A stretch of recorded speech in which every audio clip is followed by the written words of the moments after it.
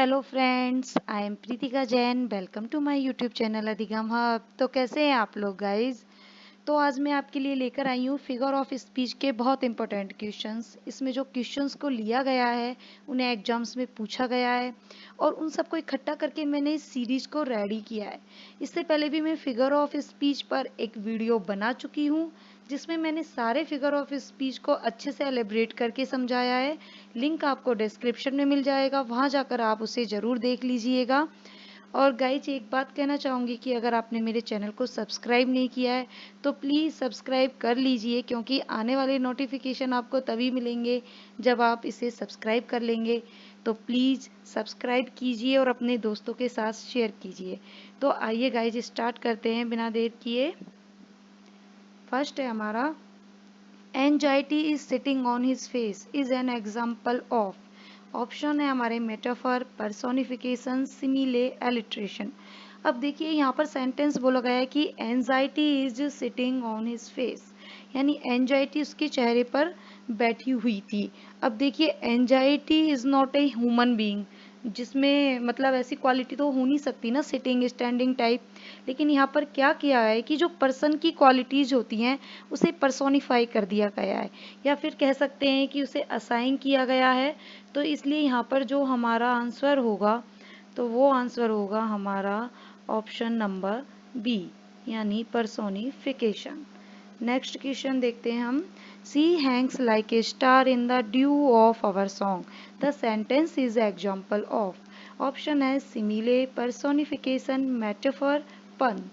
तो देखिए यहाँ पर एक लड़की, शी यानी एक लड़की है, उसका कंपैरिजन हो रहा है, यानी like a star in the, यानी उसे कहा गया है कि जो गाने की ओस में एक स्टार की तरह वो दिखती है, या फिर कहें कि स्टार की तरह वो हैंग लटकी रहती है।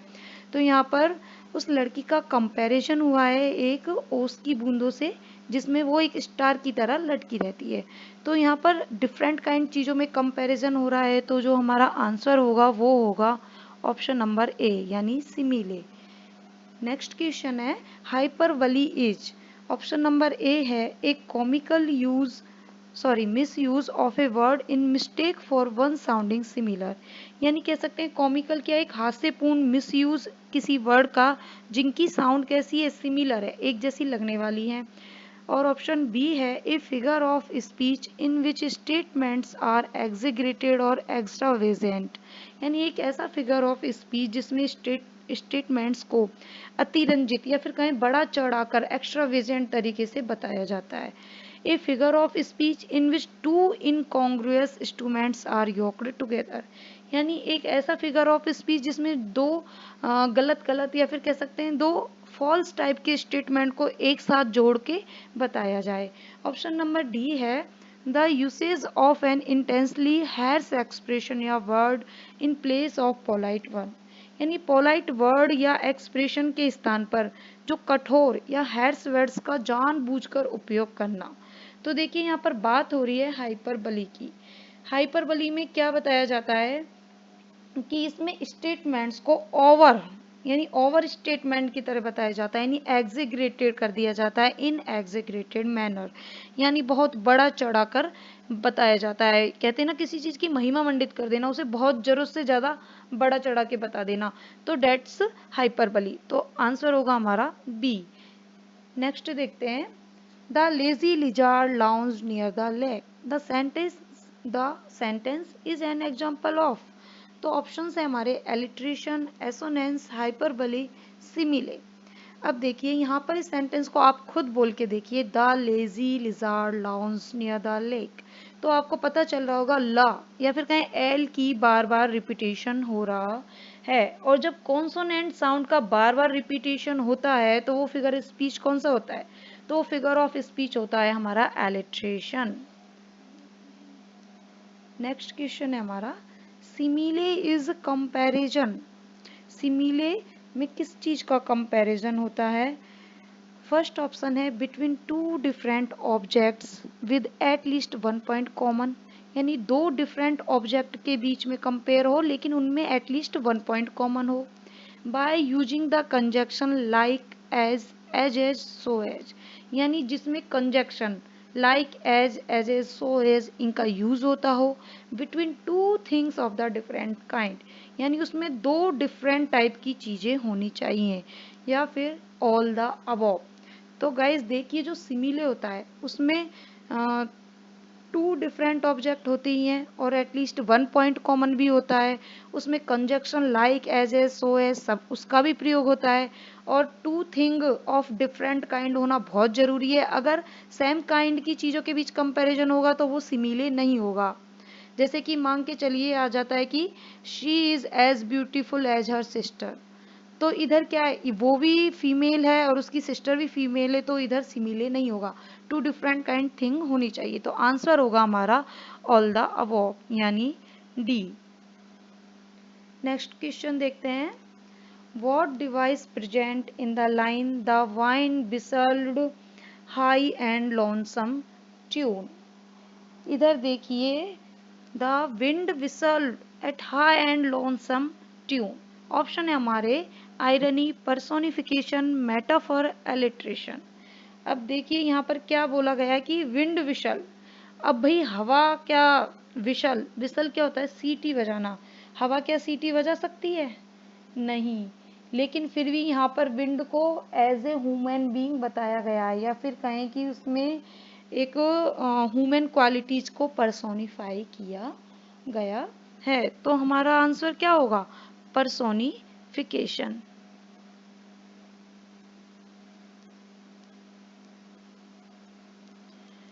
और एक इधर वर्ड आया है लोनसम ट्यून, तो लोनसम ट्यून का मतलब होता है एकाकी धुन। नेक्स्ट देखते हैं, which of the following lines contains N example of assonance. यानी इनमें से कौन सी लाइन है जो कि एसोनेंस के एग्जाम्पल को कंटेन करती है। ऑप्शन है हमारे, the sleet streaked her sneakers. Second है, the angry dog bark loudly. और नेक्स्ट है, the clown caught the kid before he fell. और लास्ट ऑप्शन है, this the how the world goes. अब सबसे पहले तो ये देखिए कि एसोनेंस होता क्या है। एसोनेंस में जो वोवेल साउंड्स होता है उनका रिपीटेशन होता है।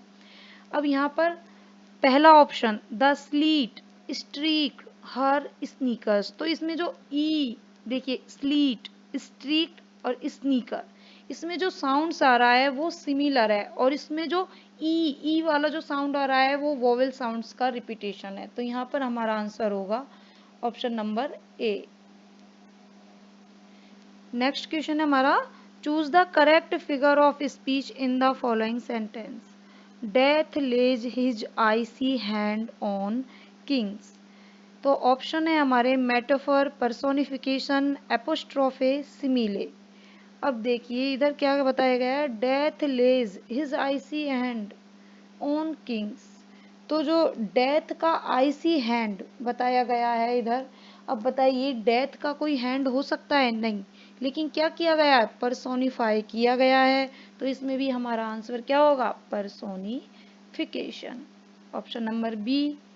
नेक्स्ट है, choose the correct figure of speech in the following sentence. Cocks crow cock-a-doodle-doo. और ऑप्शन है हमारे ऑक्सीमोरन, ओनोमेटोपोइया, मेटाफर, सिमिले। अब देखिए इधर क्या, cocks crow, cock-a-doodle-doo. What is cock-a-doodle-doo, क्या होता है? कॉके डूडल डू यानी जब मुर्गा जब बांग लगाता है तो एक आवाज आती है कुकड़ू कू। तो इधर जो ये सेंटेंस आया है कोके डूडल डू, तो वो उसी को रिप्रेजेंट कर रहा है। और जब भी किसी एनिमल की या फिर किसी भी पक्षी की कोई भी आवाज के बारे में से रिलेटेड सेंटेंस आता है तो उसमें कौन सा फिगर ऑफ स्पीच होता है? ओनोमेटोपेया। और अगर आपको इन सारे फिगर ऑफ स्पीच को अच्छे से या फिर कहें कि विस्तार से समझना है तो आप मेरे पहले बनाए हुए वीडियो को जरूर देखें, क्योंकि इसमें मैंने सभी फिगर ऑफ स्पीच को विद एग्जाम्पल बहुत अच्छे से समझाया है। नेक्स्ट क्वेश्चन देखते हैं, an honest thief is an example of. यहाँ एक वर्ड दिया है एन ऑनेस्ट थीप, तो ये किसका एग्जाम्पल है? फर्स्ट है हमारा मेटाफर, एपोस्ट्रोफे, ऑक्सीमोरॉन, ओनोमेटोपोइया। तो देखिए एन ऑनेस्ट थीप, यानी इधर जो चोर है उसे कैसा बताया गया है, ईमानदार। यानी चोर को भी क्या बताया गया है, ईमानदार। भाई ईमानदार है तो चोर कैसे हुआ, और चोर है तो फिर ईमानदार कैसे हुआ। तो यही बात है कि जब दो दो डिफरेंट काइंड या फिर कहें कि दो अपोजिट वर्ड्स को एक साथ रखा जाता है तो हमारा कौन सा फिगर ऑफ स्पीच होता है, वो होता है हमारा ऑक्सीमोरॉन। तो इसका आंसर होगा सी। नेक्स्ट क्वेश्चन है हमारा, identify the figure of speech in the following sentence. I must be cruel only to be kind. Options हैं एपिग्राम, पैराडॉक्स, एनालॉजी, मेटाफर। अब देखिए यहाँ पर जो सेंटेंस है उसमें आई मस्ट बी क्रूअल, मतलब उसे क्रूअल होना चाहिए, मुझे क्रूअल होना चाहिए। ओनली टू बी काइंड यानी काइंड होने के लिए। तो कह सकते हैं दो कॉन्ट्रीडिक्टरी स्टेटमेंट्स को एक साथ यूज किया गया है, और ऐसा जिस फिगर ऑफ स्पीच में होता है वो होता है पैराडॉक्स, यानी ऑप्शन नंबर बी आंसर है। नेक्स्ट है, एक ब्लैंक दिया हुआ है, is the repetition of similar sound usually consonant at the beginning of words. यानी शब्दों की शुरुआत में जो कि कॉन्सोनेंट होते हैं उनके सिमिलर साउंड का रिपीटेशन कौन सा फिगर ऑफ स्पीच होता है। ऑप्शंस हैं हमारे एसोनेंस, एल्यूजन, एलिट्रेशन, ओनोमेटोपोइया। तो देखिए जब बात आती है कॉन्सोनेंट साउंड के रिपीटेशन की तो उधर हमारा ऑप्शन होगा, वो होगा एलिट्रेशन, यानी ऑप्शन नंबर सी। नेक्स्ट है, the road was a ribbon of light, identify the figure of speech in the line. यहाँ पर जो रोड है उसे एक रिवन ऑफ लाइट बताया गया है। तो ऑप्शन है हमारे simile, metaphor, hyperbole, none of them. तो देखिए सिमिले की जैसे कि बात करें, अगर होता the road was like a ribbon of light तो सिमिले होता, लेकिन यहाँ जो रोड है उसे पूर्णतया कंप्लीटली रिवन ऑफ लाइट बताया गया है। तो यहाँ पर हमारा जो आंसर होगा वो होगा मेटाफर, यानी option number B. Next question है, name the figure of speech used in the valley of death. The valley of death में कौन सा फिगर ऑफ स्पीच यूज हुआ है वो हमें देखना है। ऑप्शन है हमारे मेटाफर, सिमिले, सेनेंक्डोकी, मेटोनिम। तो इधर देखिए क्या बोला है, वैली ऑफ डेथ, यानी डेथ को कंप्लीटली वैली यानी एक एज ए कह सकते हैं घाटी बताया गया है, लेकिन यहाँ पर लाइक और एज का यूज नहीं हुआ है, उसे कंप्लीटली वैली बता दिया गया है। तो यहाँ पर जो हमारा आंसर होगा वो होगा मेटाफर, यानी कह सकते हैं option number A. Next question है हमारा, which literary device is used in the expression to do and die. तो ऑप्शंस हैं एसोनेंस, एलिट्रेशन, सिमिले, पर्सोनिफिकेशन। अब देखिए सेंटेंस है टू डू एंड डाई, इसे बोल के देखिए तो आपको पता चलेगा कि इसमें किस चीज़ का रिपीटेशन हो रहा है। इधर पर्सोनिफिकेशन जैसा कुछ भी नहीं है, यानी किसी पर्सन की क्वालिटी को असाइन नहीं किया गया है, कोई कंपैरिजन नहीं है, तो सिमिले नहीं होगा। अब बचे हमारे एसोनेंस और एलिट्रेशन। अब देखिए एसोनेंस यहाँ पे वोवेल साउंड का रिपीटेशन नहीं है, यानी कम से कम टू एंड मोर वर्ड्स का रिपीटेशन होना चाहिए। अब देखिए बात आती है एलिट्रेशन। एलिट्रेशन में यहाँ ड जो डी है उसका रिपीटेशन हो रहा है, यानी कॉन्सोनेंट साउंड का। तो इधर जो आंसर होगा वो होगा आंसर नंबर बी, यानी एलिट्रेशन। नेक्स्ट क्वेश्चन है, which one is sometimes called vocalic rhyme. यानी इनमें से कौन सा कभी कभी वोकेलिक राइम बोला जाता है। ऑप्शंस है एसोनेंस, राइम, एलिट्रेशन, सिमिले। अब देखिए फर्स्ट ऑफ ऑल तो मैं आपको ये बता दूं कि जो वोकेलिक राइम है उसे वोवेल राइम भी बोलते हैं। तो यानी एग्जाम में ये वोवेल राइम नाम से भी आ सकता है, तो ये मोस्ट इम्पोर्टेंट है हमारे लिए जानना। और फिर बात आती है कि what is called vocalic rhyme. तो जब सेम वोवेल साउंड्स का हम सेंटेंस में या किसी राइम में कहें कि स्ट्रेस स्ट्रेस के साथ लेवल में के रूप में यूज करते हैं तो वो होता है हमारा वोकेलिक राइम। अब इसमें जो यूज होता है वो मेनली किस चीज़ का होता है, सेम वोवेल साउंड्स का। और इनमें से जो फिगर ऑफ स्पीच है एसोनेंस, उसमें जो वोवेल साउंड्स है उसका होता है रिपीटेशन। तो यहाँ पर कह सकते हैं जो एसोनेंस है उसे कभी कभी हम वोकेलिक राइम या वो कह सकते हैं वोवेल राइम भी बोल सकते हैं। तो इधर जो आंसर होगा वो होगा हमारा option number A. Next question है हमारा, war is the mother of all battles, identify the figure of speech in the line.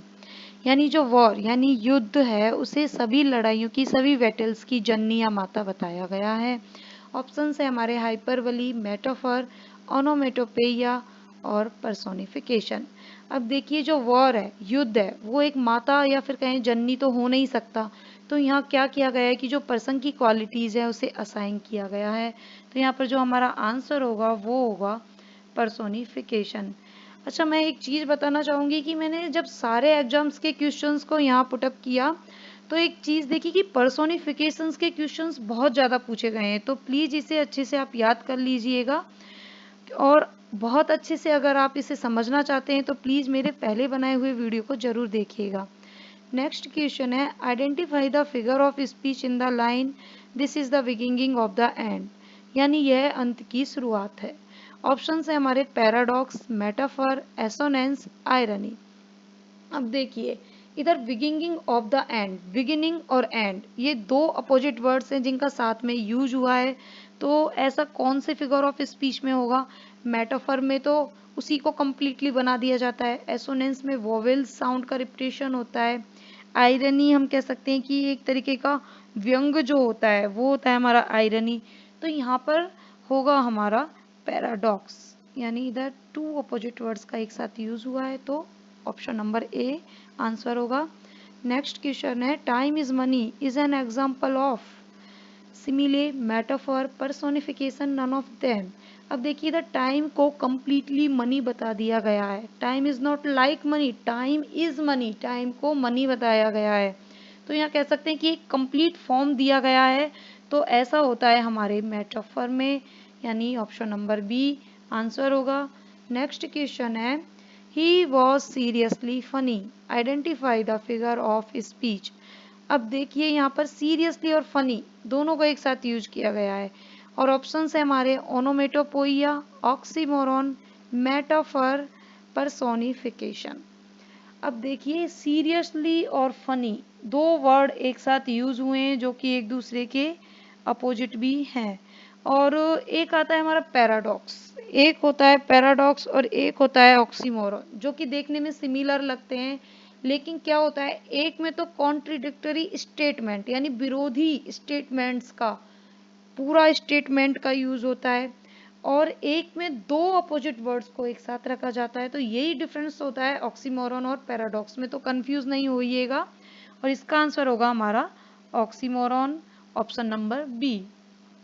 Next है, assonance implies repetition of the nasal sound, repetition of consonant sound, repetition of vowel sound in closely associated words। और next है none, इनमें से कोई भी नहीं। तो देखिए एसोनेंस जो फिगर ऑफ स्पीच होता है उसमें क्या होता है, वोवेल साउंड्स का रिपीटेशन होता है।